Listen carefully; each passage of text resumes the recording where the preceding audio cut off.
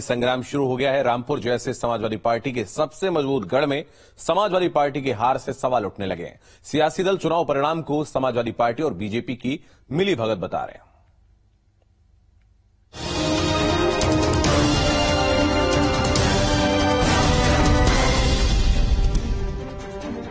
उपचुनाव परिणाम पर उठे सवाल। एसपी से आजम हुए दरकिनार, खतौली को पाया, रामपुर को गवाया। उपचुनाव में फ्रेंडली मुकाबला।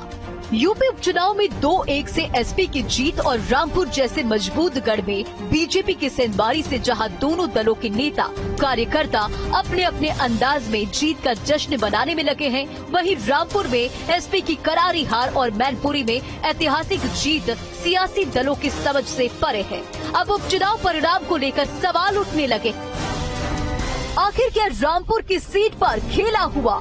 क्या डिम्पल की जीत के लिए सौदेबाजी हुई? क्या अखिलेश यादव जानबूझकर आजम को दरकिनार करने के लिए रामपुर जैसा मजबूत किला हारे?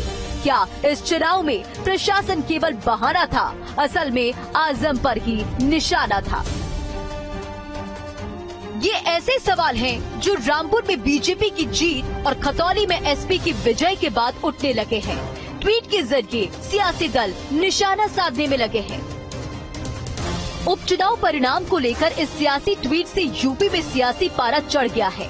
आनन फानन में अखिलेश यादव पूरे मामले में सफाई देने लगे हैं। वर्ग के लोग समाजवादी पार्टी के साथ चले गए हैं और हर वर्ग ने मदद की है, चाहे अग्रणी हो, पिछड़े हो, ठाकुर समाज हो, ब्राह्मण समाज हो, पिछड़ा समाज हो, अति पिछड़ा समाज हो।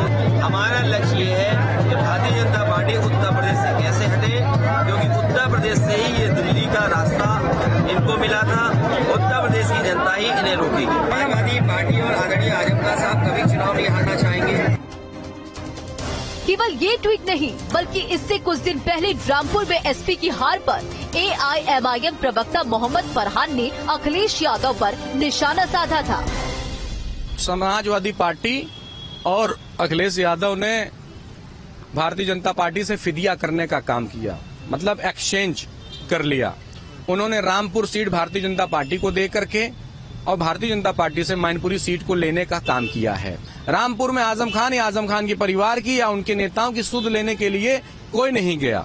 क्यों नहीं गया? क्योंकि पहले से ही भारतीय जनता पार्टी से बात हो चुकी थी कि रामपुर आप ले लीजिए, मैनपुरी हम लेते हैं।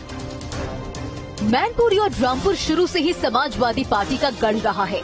मैनपुरी में नेताजी के निधन से खाली सीट पर जहां उनकी बहू डिम्पल यादव चुनावी मैदान में थी, ऐसे में उनके निधन की सहानुभूति और चाचा शिवपाल के साथ आने के बाद डिम्पल यादव को हराना बीजेपी के लिए आसान नहीं था। लेकिन जिस सीट पर 42 साल से समाजवादी पार्टी का कब्जा रहा हो, जो आजम खान जैसे कद्दावर नेता की सीट रही हो, ऐसे में मजबूत किले में सेंधमारी से खुद एसपी के दिग्गज भी हैरान है। Team news state.